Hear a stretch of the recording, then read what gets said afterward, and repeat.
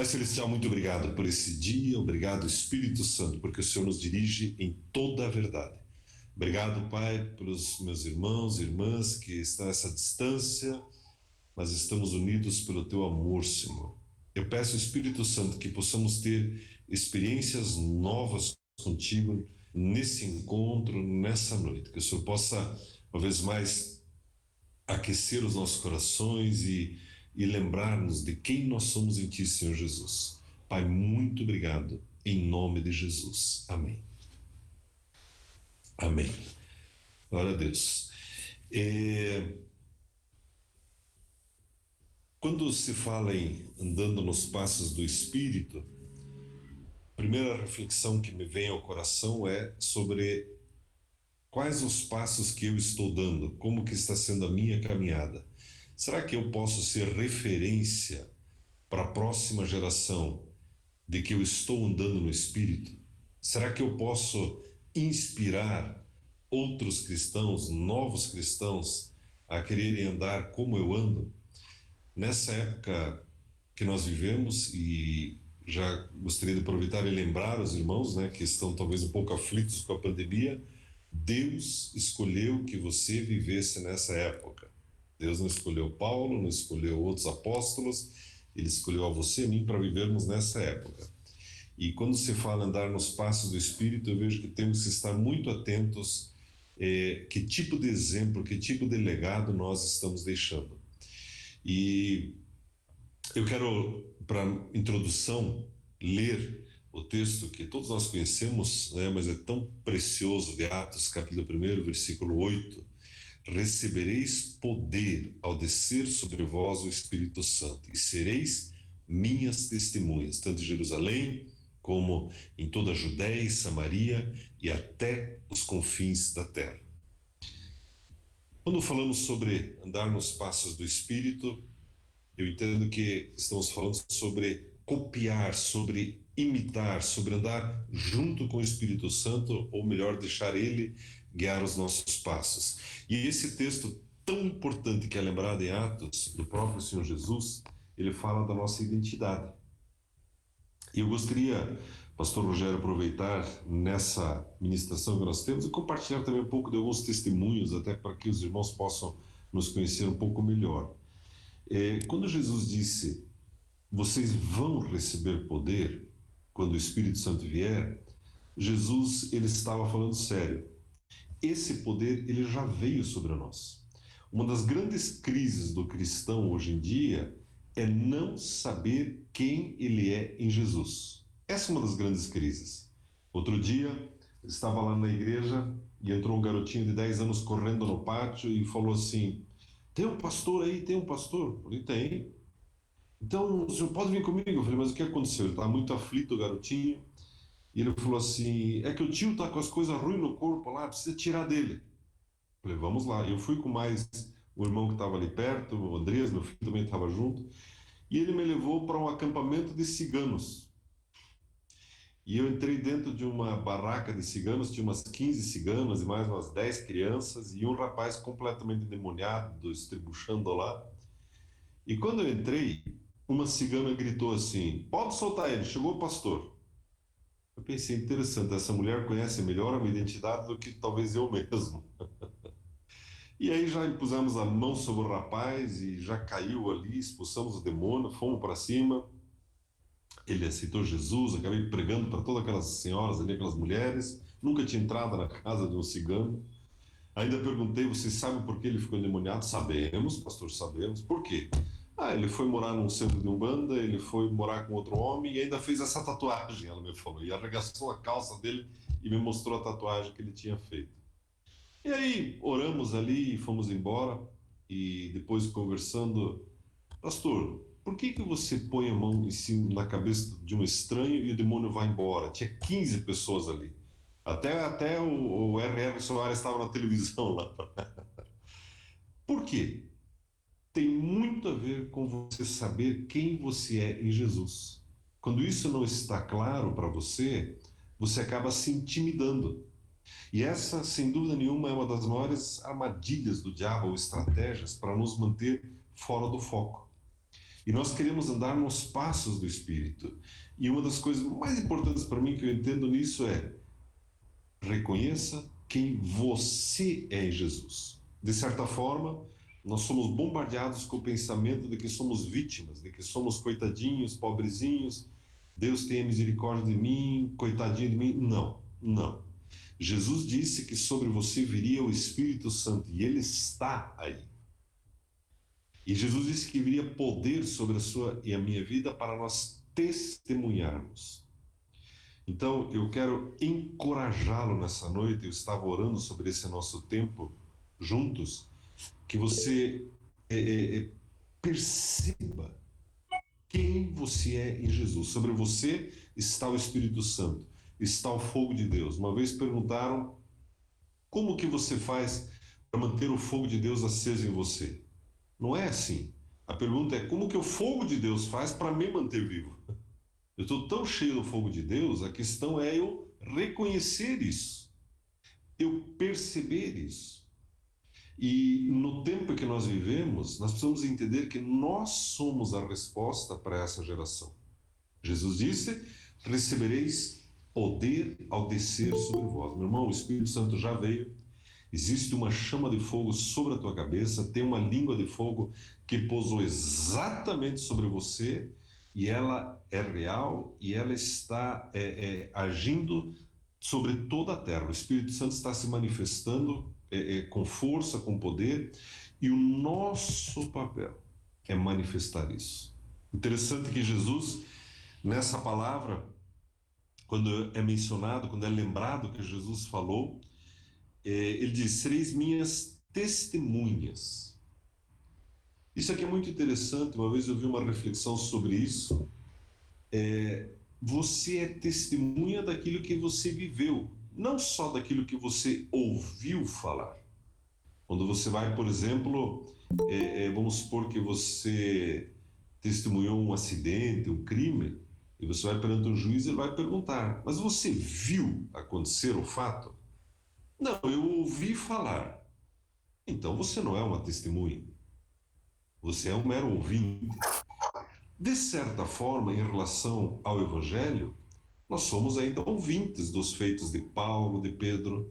Só que Jesus disse: vocês vão ser minhas testemunhas. Sabe o que isso significa? Você vai andar tão cheio do Espírito Santo que você vai ter os teus próprios testemunhos. Você, a partir das tuas próprias experiências com o Senhor Jesus, é disso que você vai testemunhar.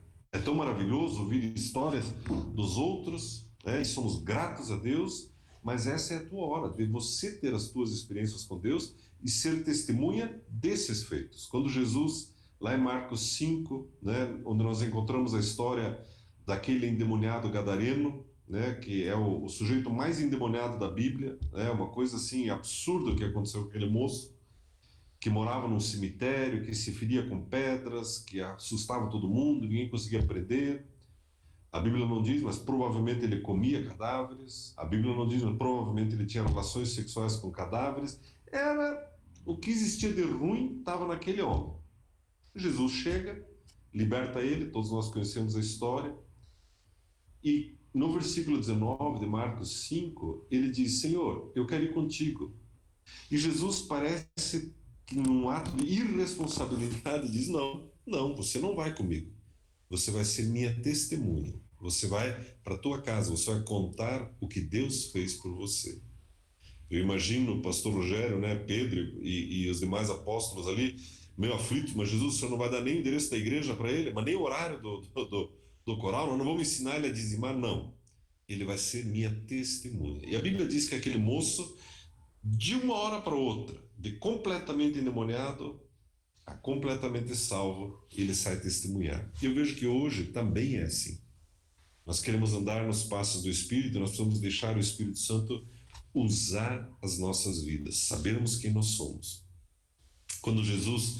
Quando a Bíblia menciona, essa frase essas palavras de Jesus, quando o texto diz: vocês serão minhas testemunhas em Jerusalém, Judeia, Samaria e até os confins da terra. Interessante que Jesus, nesse texto que é mencionado da palavra de Jesus, ele fala de 4 lugares diferentes. Quando fala de Jerusalém, se nós trouxermos isso para os nossos dias, está falando do nosso ambiente, onde nós estamos muito à vontade. Jerusalém é a tua casa, é onde você, com teus parentes, teus amigos, você se move bem nesse lugar. Você não tem dificuldades de se expressar nesse lugar. As pessoas à sua volta sabem que você é filho de Deus, você conversa sobre a Bíblia, você testemunha, você fala.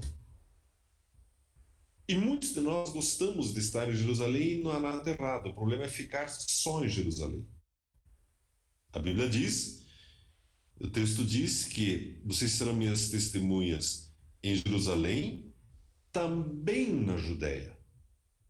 Judéia ainda fala daquilo que era próprio dos judeus, mas já é um lugar um pouco mais longe.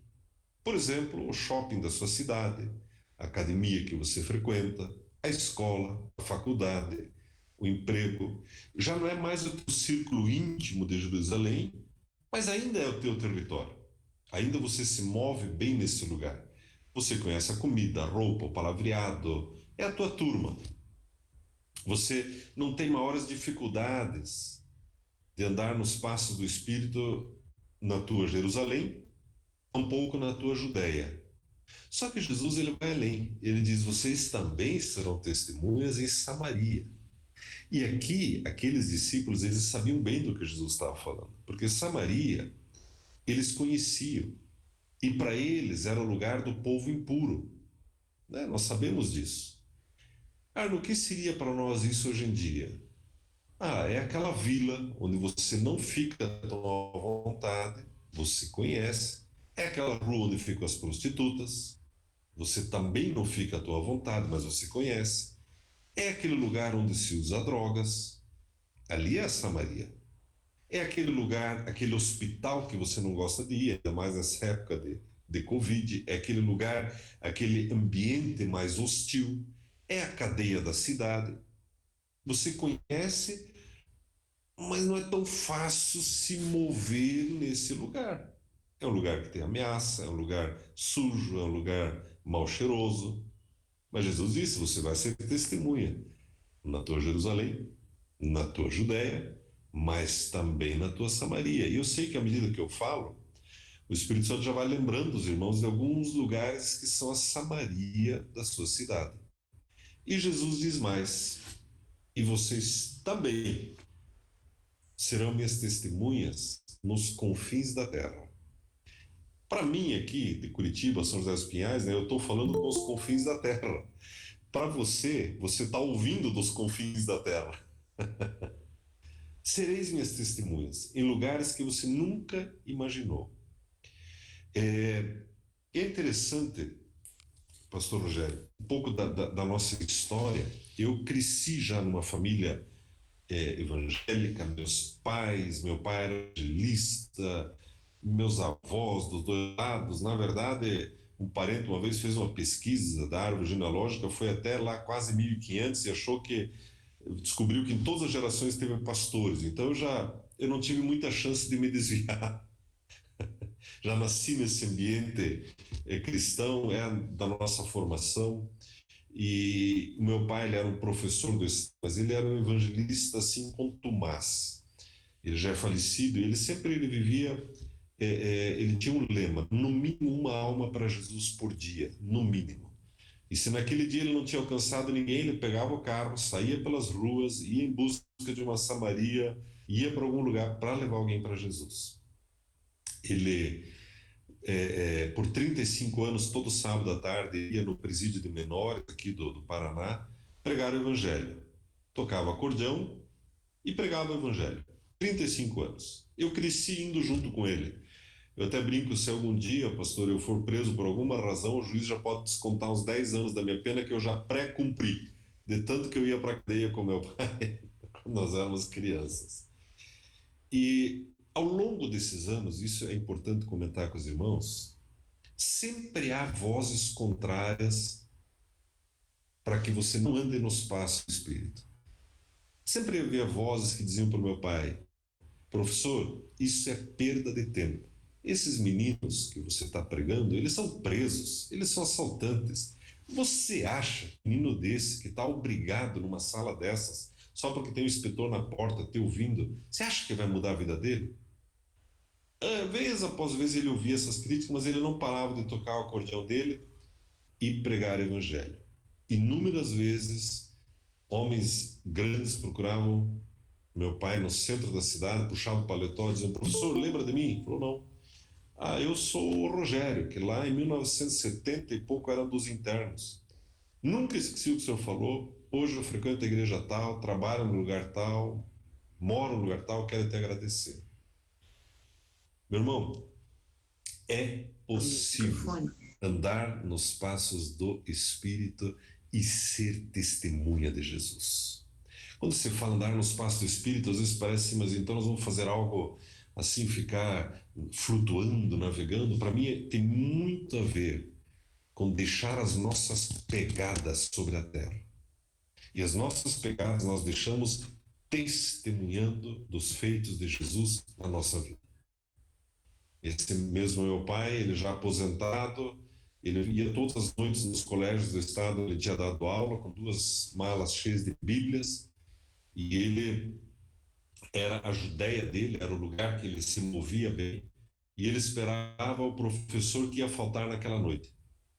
Então, sempre colégios grandes do estado faltava um professor, ele entrava na aula e ficava pregando o evangelho, e ganhou centenas e milhares de alunos dessa maneira. Até o dia que ele foi dar uma aula, ele segurou na mão da aluna da primeira filha e disse: meu pai está me chamando para casa. E ali ele caiu, algumas horas depois fizemos o funeral dele. Eu creio que é uma boa maneira de ir para o céu, né? A partir exatamente do teu campo de batalha. Do teu campo de batalha direto para a glória, eu confesso que eu andei falando com Jesus sobre isso, que isso me agrada, esse jeito de ir para a glória. E andar nos passos do Espírito, como eu tenho falado, tem muito a ver com deixar as tuas marcas sobre a terra. E quando falamos sobre a terra, é na vida de outras pessoas. O nosso testemunho na vida de outras pessoas. É interessante, meus irmãos, que existe toda uma conspiração do inferno, eu diria, para nos manter calados. E isso vai se intensificar nos próximos anos. Isso vai se intensificar. Mais do que nunca, nós precisamos ter consciência de quem nós somos em Jesus e da testemunha que precisamos ser nesses dias.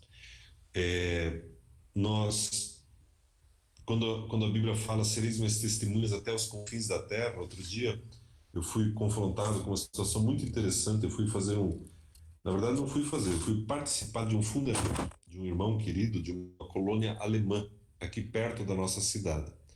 Essa colônia, eles falam um dialeto específico, que é uma mistura do holandês com alemão, com russo, é uma coisa esquisita. E faleceu um senhor lá, e eu fui participar do funeral, e no dia do funeral tinha vários pastores, e aí um irmão falou: você poderia também trazer uma palavra? Eu falei: posso. E eu trouxe lá uma palavra, eu nem me lembro o que eu falei, mas eu falei um pouco nesse dialeto, que eu aprendi de infância, esse dialeto. E, bem, 2 meses depois eu fui procurado por um missionário, um paraguaio que é missionário na Bolívia, casado com uma brasileira. E ele me procurou e disse: pastor, o senhor me conhece? Eu falei: não. Pois é, eu sou genro daquele funeral, daquele homem que o senhor falou. Ah, sim, pois é. Então, eu tenho algo para lhe dizer. Pois não. No dia que o senhor estava em pé lá falando, o Espírito Santo me disse que o senhor vai para a Bolívia comigo. Aí eu olhei para ele: como assim? O Espírito Santo para mim não falou nada. Falou: mas falou para mim. Eu falei para ele: tá, mas o que que tem na Bolívia? Ele falou: na Bolívia tem 100 mil descendentes desse grupo étnico de menonitas, de alemães, que vivem em colônias, que eram crentes, e eles entraram numa religiosidade tal que hoje virou uma seita. E eu trabalho lá, evangelizando esse povo. Mas eles só falam dialeto. E o senhor fala, não fala? Eu falei: olha, falar eu falo, mas faz 30 anos que eu não falo esse dialeto, só na minha infância que eu falava isso. Daí ele falou, mas não tem problema, eu tenho uma Bíblia aqui, o senhor quer dar uma olhada? Aí ele me deu uma Bíblia, eu li e falei, consigo entender essas palavras. E ele falou, o senhor podia fazer um apelo para mim? Eu falei, agora? Agora, sim, queima-roupa, queima-roupa. Falei, deixa comigo. Fiz um apelo em dialeto, que nunca tinha feito na minha vida. Ele se emocionou e falou, pastor, é suficiente, o senhor pode ir para a Bolívia comigo. Eu olhei para ele e falei, Deus, que história é essa? Bom, fui orar, 2 meses depois, peguei uma mochila, botei nas costas e fiquei 15 dias no meio do mato da Bolívia, ao melhor estilo jucumeiro. Fui para lá e não sabia o que me esperava, e lá tem, de fato, esse grupo étnico que tem uma mesma origem dos nossos avós lá da Rússia, mas eles se fecharam entre si. Vocês talvez já viram, tipo esses Amish que usam aquelas roupas do século XVI, os tratores em roda de ferro. É um grupo muito fechado, muito hostil e só fala o dialeto. E lá vou eu, baixei uma Bíblia no aplicativo, no tal do dialeto, e todas as noites coloquei lá uma carretinha na frente do bar onde eles se reúnem e comecei a pregar. E logo no primeiro dia eu falei, Deus, o que que eu estou fazendo aqui? Tem uma igreja em São José dos Pinhais, tem um povo, mas um garoto, ele me chamou e falou, pastor, o senhor pode orar por mim? Eu posso, qual o seu problema? Eu não consigo parar de beber. Eu falei, posso orar por você sim. Uma semana depois encontrei ele, aquele rosto sorrindo, assim, feliz. Perguntei, como você está? Ele falou, pastor, não bebi nada. E Deus começou a falar comigo, né? Esse confins da terra ficou mais perto. Aqui do lado, daqui da nossa cidade, a 2.000 quilômetros. Bom, para resumir a história, nós começamos a ir, acabei abrindo uma igreja lá. Eu sou evangelista à moda antiga, tenho caminhão-palco, ônibus-restaurante, ônibus-consultório. Montamos um caminhão-palco lá. Na segunda vez que eu estive lá, agora já fomos algumas vezes, eu estava ministrando para um grupo que já tinha se convertido, um grupo pequeno, e perguntei, quem quer se batizar? Eram umas 9 horas da noite, 4 pessoas levantaram a mão. Eu falei, então é agora, porque eu vi um lago lá fora. No dia seguinte que eu vi, acho que era de alguma água contaminada, uma água branca, assim, um negócio. Digo, já batize e já resolve a fé também, né? Porque ninguém morreu. Batizamos o povo lá e começamos a ter experiências sobrenaturais de cura com aqueles homens e mulheres. Eu visitei na segunda vez, um senhor nos convidou para almoçar. Ele falou, eu trouxe vocês aqui para mostrar uma coisa para vocês. Eu falei, o que que é? Eu tive um acidente, eu machuquei as costas, eu não conseguia ficar mais de meia hora na mesma posição em cima do meu trator. Ele levantou da mesa e começou a pular, se agachar depois que vocês vieram. Eu nunca mais tive dor nas costas. Eu trouxe vocês aqui para agradecer. Então você percebe que é possível andar nos passos do Espírito, deixar Ele dirigir você e ser testemunha de Jesus? E esse trabalho vem crescendo. Outro dia nós estávamos em meio a 2 colônias, fomos ameaçados pelos anciãos, queriam surrar a gente. Até foi engraçado porque eu estava com meu filho ele é o dobro do meu tamanho, forte. Ele tudo é melhor, é mais bonito, mais forte, mais inteligente, tudo, né? E eu estava com minha esposa também, e daí começou um agito dos anciãos, eles são muito hostis, eles surram as pessoas, eles são descontrolados, é um ódio, uma coisa esquisita. E aí eles foram chegando, eu falei para o meu filho, filho, é o seguinte, sabe aquele texto de da outra face, você esquece ele hoje, ok? E tu fica de olho na tua mãe, rapaz, se um alemão desse é engraçado, tu vai para cima. Ele, ai, que é isso, pai? Nós oramos, não vai acontecer nada. Puxa vida, é verdade. Mas naquele dia, nós fizemos o programa para 9 jovens. Quando estávamos indo embora, debaixo de ameaça dos anciãos, apareceu um jovem sozinho do meio do mato e falou no dialeto. Ele falou: olha, eu dei escondido por 5 quilômetros para ouvir o que vocês têm a dizer. Que mensagem é essa que vocês têm? E ali poder apresentar Jesus, ele entregou a vida para Jesus, orou. Do jeito que ele apareceu no mato, ele falou: eu preciso isso, senão eu vou apanhar. Ele sumiu no mato. Então são coisas que estão acontecendo. A igreja hoje está estabelecida lá, as pessoas estão aceitando Jesus, os milagres estão acontecendo. Se você tiver curiosidade e entrar no YouTube e procurar no National Geographic Menonitas na Bolívia. É uma reportagem que eles fizeram desse povo. É, exatamente nesse aniversário que o pastor Harold esteve pregando, ele conheceu 50 deles. Nós trouxemos um ônibus cheio deles para estarem aqui. Pessoas que nunca viram o mar, nunca tinham visto a praia, pessoas que nunca saíram da Bolívia, pessoas que só falam dialeto, um pouquinho de espanhol, alguns deles, e participaram de um fim de semana ultra pentecostal conosco aqui na igreja. Foi uma coisa gloriosa.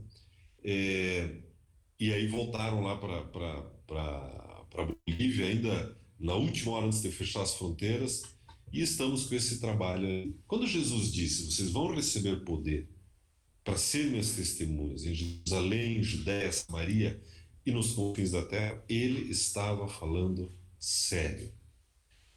E você pode pensar: pastor, o que eu preciso fazer para andar nesses passos? Eu entendo que uma coisa muito, muito, muito importante é, de forma consciente, dizer: Senhor, eis-me aqui. É interessante que Jesus, ele nos ensina uma oração. Quando ele fala de crescimento de igreja, de tudo mais, Jesus nunca ensinou a pedir membros, muito menos membros da outra igreja. Deus me deu os membros da outra igreja. Jesus, ele ensinou uma oração sobre crescimento de igreja. Ele diz: peça para o Pai obreiros. Essa é a oração que Jesus nos ensinou. E eu tenho certeza que o pastor Rogério, né, e outros líderes se desesperam na presença de Deus com esse clamor: Deus, me dê obreiros. Só que essa oração é uma oração que não é para qualquer cristão fazer. Eu não posso chegar na presença de Deus e dizer: Deus, é o seguinte, eu sinto que o Aron tem um chamado, Deus. Deus, eu li sobre uma tribo de canibais lá no canto da África. Deus, envia o Aron, envia. O Senhor pediu para orar por obreiro, então envia o Aron. Antes deles comerem ele, deixa ele pelo menos fazer um milagre para alguns se converterem, aleluia, amém. Meu irmão, você não pode fazer essa oração. A oração pedindo obreiros é só quando você se inclui na resposta. Aí você tem autoridade de dizer: Senhor, me envia, envia o Aron, envia o pastor Rogério e usa-nos para fazer um milagre. Um faz um milagre, o outro prega, daí eles comem a gente no caldeirão, não tem problema.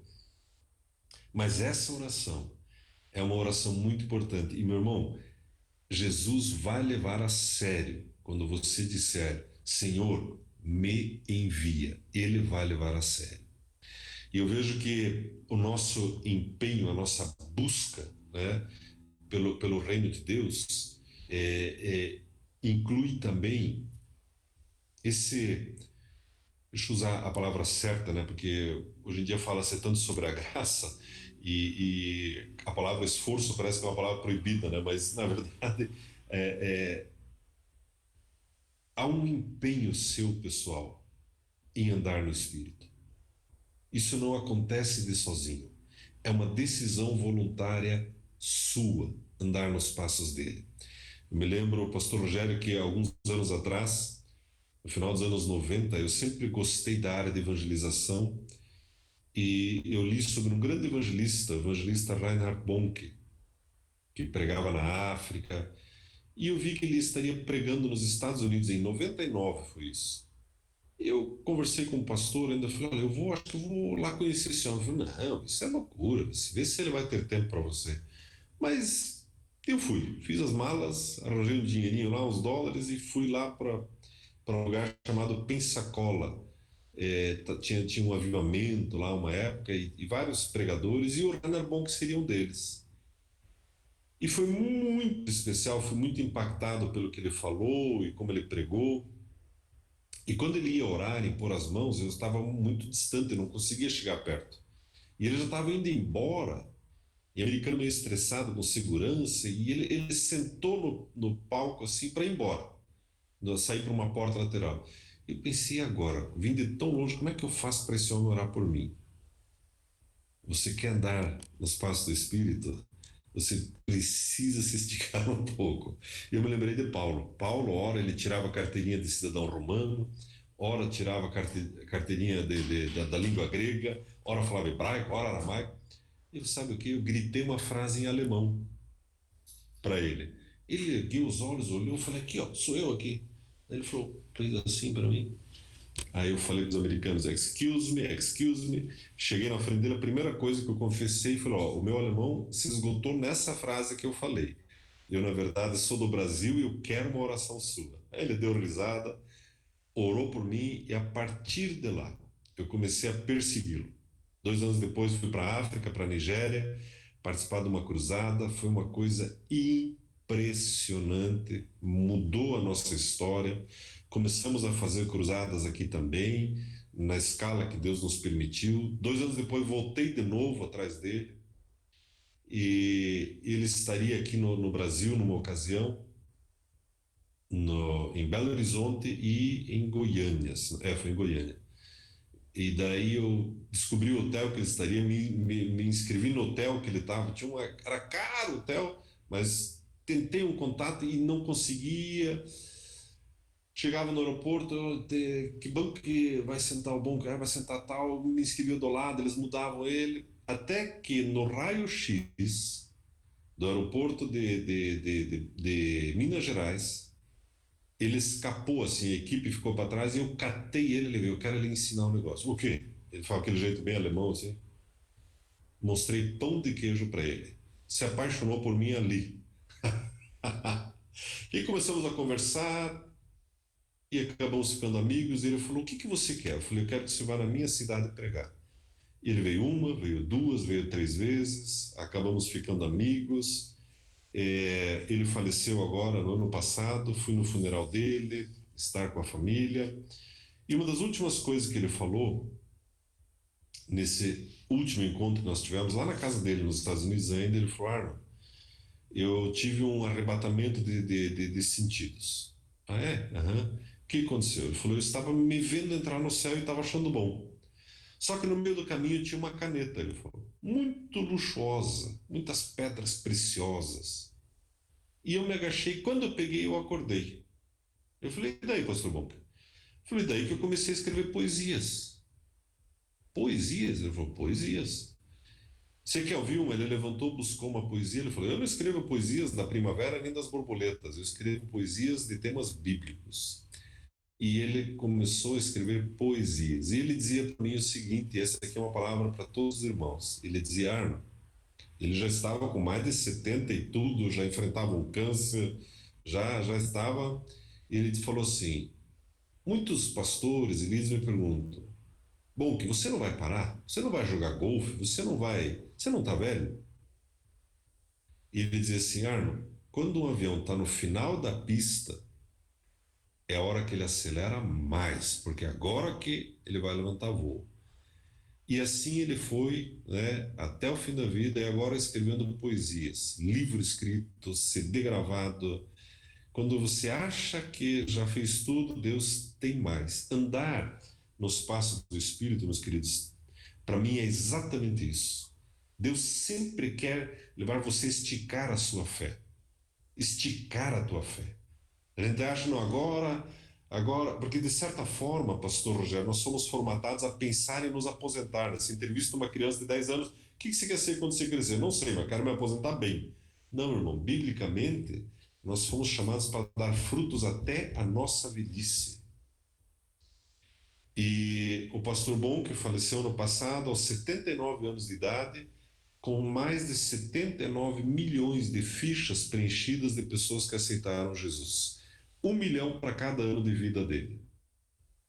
Você percebe como Deus quer nos usar mais? Como Deus quer nos levar ao extraordinário dele?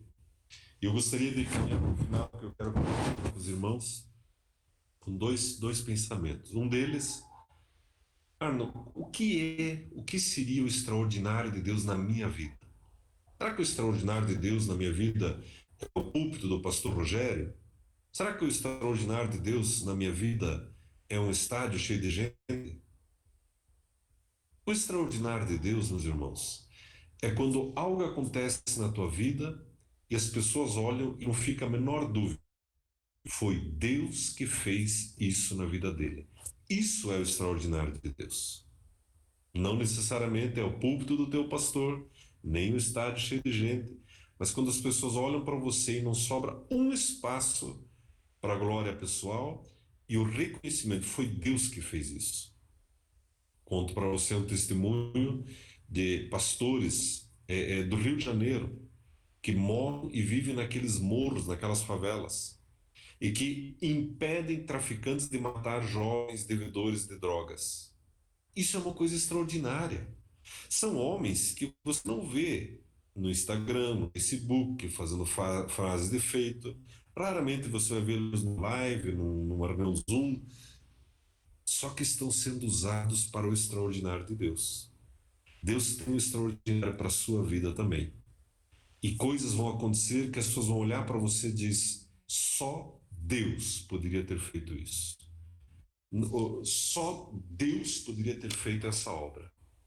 E o segundo pensamento que eu quero compartilhar para nós caminharmos para o final, quando isso me saltou aos olhos recentemente, eu tenho meditado muito nisso, quando nós pensamos nos grandes homens de Deus da Bíblia, sobre os feitos deles e sobre quem eles eram. Se eu pergunto para você, por exemplo, quem era Noé, a maioria de nós vai mencionar o construtor da arca. Mas, na verdade, esse não era Noé. A Bíblia diz em Pedro 2,5, Noé, ele era pregoeiro da justiça. Enquanto ele pregava a justiça, ele construiu uma arca. Levou 100 anos. Isso é muito importante. Muitos de nós estamos achando que, quando nos perguntam quem é você? Ah, eu sou um contador. Não, você não é um contador. Você é um pregador que está fazendo contabilidade. Ah, eu sou um médico. Não, você é um pregador. Enquanto você opera algumas pessoas, tira uns bifes dela, faz algumas... Mas você é um pregador. Ah, eu sou um dentista. Não, você está enganado. Você é um pregoeiro da justiça enquanto arranca os dentes da turma. Isso é muito importante, tem muito crente confundindo isso. E hipervalorizando a sua profissão, o seu trabalho e deixando de fazer o mais importante.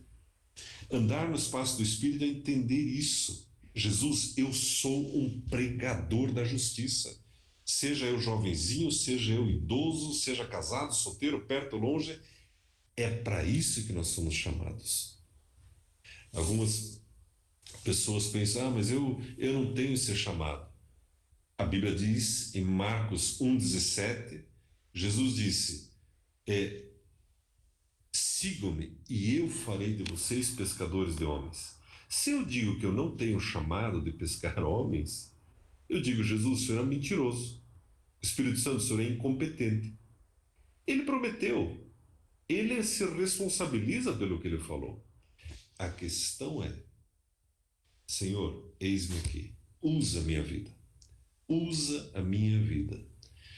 Eu termino com um testemunho. Nós, depois que voltamos lá do Pastor Bom, começamos a fazer eventos de evangelização e cruzadas, e foram crescendo, crescendo, crescendo, e milagres acontecendo. E chegou num momento que muitos pastores começaram a nos convidar, igrejas grandes, igrejas pequenas, mas sempre esbarrava numa barreira que eu chamava da barreira dos 15 mil. Eu queria fazer um evento de evangelização fora da igreja, 5 mil de palco, 5 mil de som e 5 mil de luzes. E normalmente as luzes eram fracas, o som era ruim e o palco ainda era perigoso. E muitos pastores acabavam não fazendo o evento, por causa do custo, ou faziam dentro da igreja. E eu comecei a orar a Deus, Deus, nós precisamos de uma coisa diferente. Daí eu pensava de uma coisa, eu vou fazer um caminhão-palco, vou fazer uma coisa à moda antiga. E fui lá nos Estados Unidos falar com o pastor Bonk. Fiz um desenho assim, pastor, o que o senhor acha disso aqui? E ele com aquele vozeirão dele, aqueles que conhecem, ele disse, you must do it! Ele falou, você tem que fazer. Eu falei, então tá bom. Ele me perguntou, pastor Rogério, mas quanto se precisa para fazer esse caminhão? Eu falei, pastor, eu preciso de US$150 mil, eu quero um caminhão novo, não quero nada velho, eu quero um troço de primeira. Né? Porque o pessoal olha, pastor, por que o palco está torto? Não, é que tem uma pedra embaixo do pneu para o caminhão pegar na saída. Não queria nada disso. Daí ele falou, tá bom, 150 mil dólares. Daí ele falou assim, então tá bom. Então eu vou ofertar os primeiros 10 mil dólares para você. Tá aqui o teu dinheiro. Aí eu fiquei feliz de um lado, mas preocupado do outro, né? Pensei, puxa, agora eu arrumei uma conta de 140 mil dólares. Agora eu tenho que fazer acontecer o caminhão. Mas Deus, quando você anda no Espírito, Ele deixa você esticar os músculos da tua fé. Voltei para o Brasil, reservei um hotel muito bom da cidade, imprimi 150 convites, um cartão mais grosso assim, convidei 150 pessoas e falei, ó, eu vou fazer um café para levantar dinheiro. Então, me confirme se você vem ou não. Os 150 confirmaram. No dia, apareceram 53. E na época eu precisava levantar 250 mil reais, que era o câmbio para completar. Tinha um pastor, ele me perguntou assim, Arno, quanto que você quer levantar de manhã aqui? Eu falei, 150 mil reais. 250 mil reais. Ele olhou assim e falou, aquele lá tá quebrado, aquele outro eu nunca vi ofertar. Eu falei, meu irmão, sente e toma teu café e não acabe com a pouca fé que eu já tô lutando aqui. Aí ele tomou café, daí todo mundo ali, daí mostrei os desenhos do que eu queria fazer. Eu falei, pessoal, pode trazer sua oferta, mas é o seguinte, ninguém vai embora. Tem café para três aqui mesmo, né? Eu quero contar para vocês quanto deu de oferta. Aí o público, pastor, talvez já passou por isso, olhando, me olhava assim com pena, assim, puxa, coitado, né? Tá tão iludido, né? Ele acha que essas coisas acontecem assim. Aí os irmãos me trouxeram lá um papelzinho, ó, entrou aqui 47 mil e tantos reais em cheque, dinheiro, mais 900 e tantos dólares em espécie, que arredondando dava 50 mil reais. Só que enquanto eles contavam o dinheiro, um médico se aproximou de mim e que eu convidei na última hora durante a semana, eu vi ele na igreja, e ele falou assim, Arno, você não me conhece, né? Eu falei, não, desculpe, eu não sei nem teu nome, eu te chamo de irmão porque eu não conheço você. Ele falou, mas eu conheço você muito bem. Eu aceitei Jesus numa cruzada tua. Toda a minha família aceitou Jesus numa cruzada tua. Posso ofertar 100 mil? Eu falei, irmão, testifica, pode ofertar. E mais um outro irmão chegou e falou, eu também quero dar 100 mil reais. Fechou 250 mil reais, fomos lá. O café que sobrou ainda serviu uma comunidade carente. E fui, a minha esposa estava de vestido, salto alto, de terno, gravata, fomos direto numa loja de caminhões, escolhemos um caminhão lá. 6 meses depois, o projeto estava pronto. E ainda a minha grande expectativa era ver o primeiro a aceitar Jesus. Fomos num colégio, aqui no litoral do Paraná, o Aron e a Ana conhecem, ali em Guaratuba, e lá no fundo de um colégio, quando a primeira criancinha levantou a mão, eu disse, Deus, já valeu a pena. Já valeu a pena. E depois disso, nós ganhamos 20 mil pessoas para Jesus com esse caminhão, né? Ele tem gerador próprio e estamos crescendo e avançando. E eu conto esses testemunhos, irmãos, porque Deus continua sendo Deus, Ele prometeu que você seria testemunha dele, Ele tem experiências maravilhosas para você. Negue-se a viver um dia sequer andando sozinho, a não ser nos passos do Espírito, cheio do fogo de Deus, testemunhando dos feitos de Deus, da obra de Deus. Negue-se a viver uma vida que o diabo quer que você viva, uma vida amedrontada. Você foi chamado para o extraordinário de Deus. Amém, meus queridos? Eu gostaria ainda, Pastor Rogério, de orar com vocês e transferir, né, via remota, né, aquilo que Deus tem compartilhado conosco. Hoje, eu peguei a chave, no meio da pandemia, Aaron, nós alugamos hoje um novo endereço em Curitiba para uma nova igreja.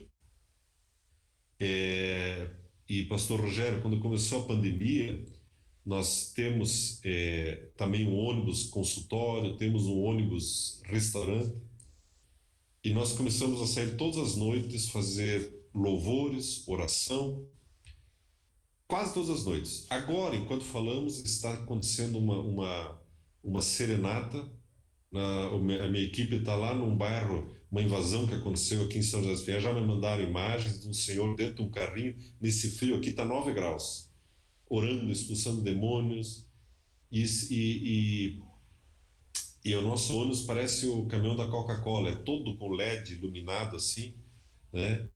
E aí, no meio de tudo isso, Deus foi me inquietando, eu comecei a ver as boates fechando. Falei, Deus, é hora de alugar um inferninho desse aí. E comecei a ir nas maiores boates, não. Fui na Woodson, do lado da Shed. É, crente nunca vai nesses lugares, né? E aí eu falei, eu quero uma boate dessas aqui. Comecei a orar e hoje peguei a chave de uma boate na Avenida Batel, do lado das maiores boates ali. A Avenida Batel é o lugar mais famoso dessa cidade. É a avenida mais sofisticada, é onde todos os jovens vão para boates e tudo mais.